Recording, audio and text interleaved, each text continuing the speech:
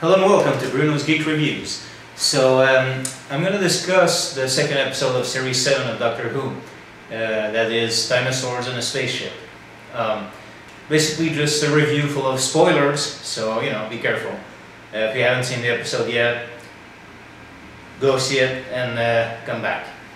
So very well, basically I think Series 7 so far, the two episodes we've had have been very strong. Like, we're off to a very strong start for Series 7. I really enjoyed Stephen Moffat's Series 5 and 6 so far, but I know a lot of people weren't crazy about the overall storyline of Series 6, how it it was kind of like a mystery that stretched out through the season or series. So in this case it seems like Moffat has a new approach, which is every episode is kind of like an epic movie, if you will, and it really works. I really enjoy Series 6, but I'm also really enjoying this. It's different, maybe more similar to the more classical style of Doctor Who. So yeah, that works. I found the characters were a lot of fun. You had the actress playing Nefertiti. You could tell she was having fun with the role. You can tell when an actor or actress is having a lot of fun with something. And then we have the guy playing Lestrade on BBC's Sherlock, who was playing this big game hunter from the past. And I thought he was really cool. I mean, the guy's ready to attack a dinosaur with a knife. How cool is that? However, some people have complained. I don't know, a lot of fans say that Stephen Moffat is sexist.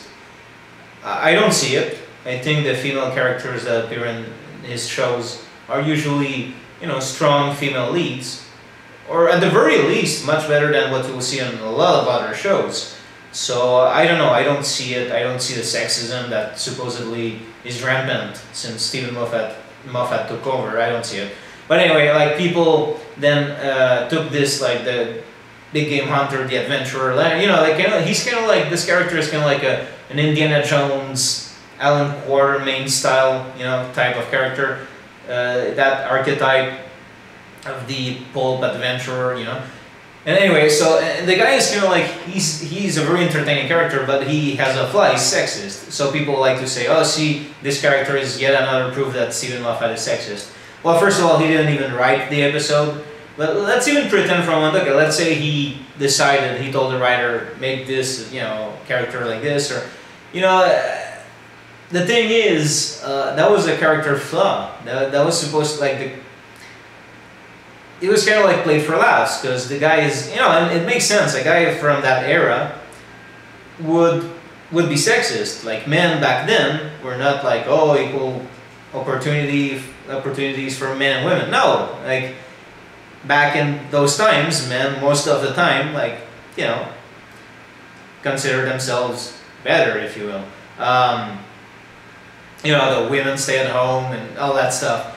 And so yeah, and also, in the end, you have Nefertiti and Amy kind of showing him that no, they can hold their own, and sometimes even better than he does. And by the end, he does seem to have learned his lesson. At least that was my way of seeing it, when he's with Nefertiti at the end, and so if anything, I thought that character was kind of let me handle this, women, and they were no, we can take care of this, Anyway, that was my way of seeing it. I didn't see it as they weren't glorifying the fact that that character was sexist. More they were making fun of that character for being sexist. The character was cool, but he did have that flaw, and it wasn't glorified. And if you look back at the Indiana Jones movies and all those archetypes, all those characters, those kind of two-fisted adventurers who go to jungles and all that stuff, Indiana Jones, look at his movies, look at Raiders of the Lost Ark. He was a sexist character, but it makes sense with the 30s or 20s or wherever, whenever that character comes from. The one in Dinosaurs in Space. I forgot the name of the character and the actor. Anyway. So yeah, also Rory's father was very a very entertaining character. Loved the interaction he had with everyone. The Doctor, Rory, very cool character. I really love when he's eating the sandwich looking at the earth. The premise was strong. I found it was like really old school fun, like old sci-fi, like dinosaurs on a spaceship. You know, it's kind of like the title tells you everything you need to know, and it's awesome. And you have even these like comic relief robots that work for a bad guy, who work. You know, sometimes those kind of like robots for comic relief, like sometimes that kind of stuff doesn't work, but in this case it worked really well. They were funny. Now, yet again, I'm gonna have to defend Moffat on this. A lot of people have been commenting on the fact that they're like, oh my god, the Doctor killed someone, you know, well, because he indirectly killed the bad guy. Well, he set him up to die, basically. It's true, and I was shocked, but the thing is, people seem to be, like, some fans are like, oh, Moffat is joining the Doctor doesn't kill. Well, two points. First of all, if you've looked at the trailers, you'll know that in the next episode, Amy actually calls him up on that, on the fact that he's getting darker.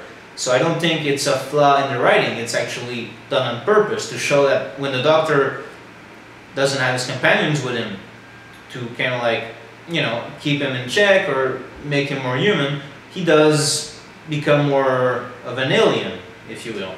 And it's been seen before, when, you know, the 10th Doctor, played by David Tennant, killed bad guys. Not all the time, but it's happened. You know, no second chances. When in his very first adventure, he kills a bad guy. He warned him.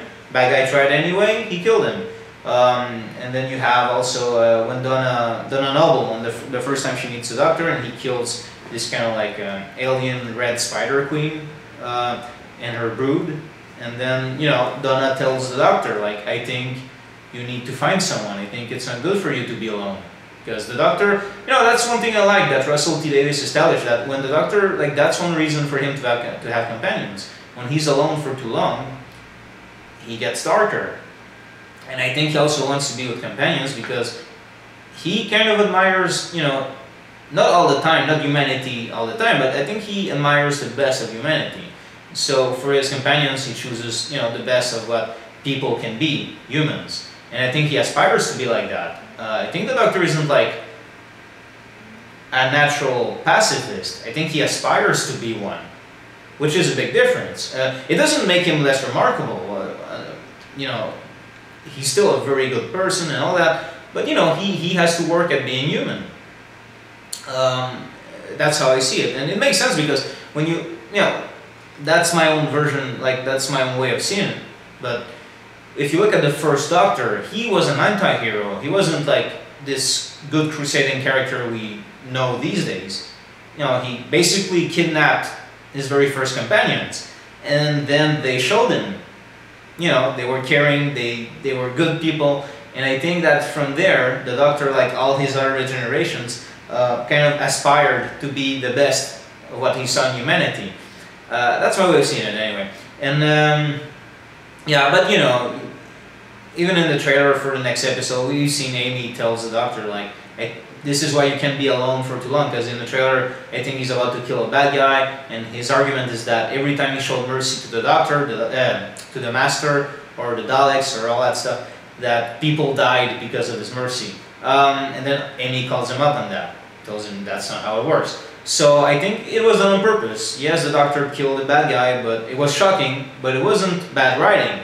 I think there was a point to it, there's a precedent.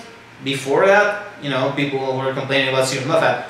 All the Doctor Who showrunners had him kill a bad guy sooner or later. Sometimes because he doesn't have a choice, or because he became too dark for a moment there. You know, it's happened before. Moffat is not joining Doctor Who. I think he's doing a very good job. And, you know, there's also the fact that he... recently, Stephen Moffat deleted his Twitter account, and the consensus is that, you know, he was receiving a lot of crap on Twitter from fans who were even sending death threats. And that makes no sense to me. Like, it baffles me, because how can you claim to be a fan of Doctor Who? And I know he's a fictional character, but listen to me. How can you claim to be a fan of Doctor Who, what the show represents, and think you know better than this guy? Then let's say you think you know better than Moffat what the show needs, and then send death threats. The Doctor wouldn't approve. Like, he would find that behavior shameful. And I know he's a fictional character, but what I mean is, if you love the show, is it just because there's like a sonic screwdriver waving around and special effects? Or, you know, well, there's that escapism to that show, of course, but I think the reason why, more than other... That's my cell phone, with the Doctor Who ringtone. Anyway, I'm going to continue because I'm not starting over because of that. So yeah, I think basically this show represents kind of like what, you know, has values. You know, it's more than just special effects and adventures. The show has values. It's about being a better person. It's about helping others. It's about community, you know, about, you know, like not turning a blind eye when people need help, about being open-minded. I think that's the reason why it connects with so many people beyond all other sci-fi shows, because it represents something, a moral value. And then for people to claim they're fans of that show and then act in a way that's so contradictory to the goal of that show, and send death threats to someone for making, like, you know, it baffles me. I don't think those people are real fans. They think they are, but they don't understand the Doctor. Like, why are they even fans of that? I don't understand. Can they look in the mirror and realize they're being disgusting human beings? Anyway, but overall, you know what? Like, I'm defending Moffat because I think he's doing a very good job. The 2 episodes we've seen so far of Series 7 have been very good. The flaws people are commenting on, I don't find they're real flaws. I think it's for their own preconceptions. Most cases, you know. Like stuff like he's sexist, Moffat is homophobic. The guy created Jack Harkness. How can he be homophobic? You know, all that stuff, sexist, I don't see it. I think the guy's doing a very good job. And, you know, I'm going to defend him on that. And I'm going to, you know, if he does something I don't agree with, I'll call him out. I'm not like a blind fanboy. You know, and my people who've been following my blog know that even writers or whatever I'm a fan of, if they cross a line I don't agree with, I'll say it. But so far, very good job, very fun episode, and I'm very eager to see the next one with A Town Called Mercy. So thank you and see you next time.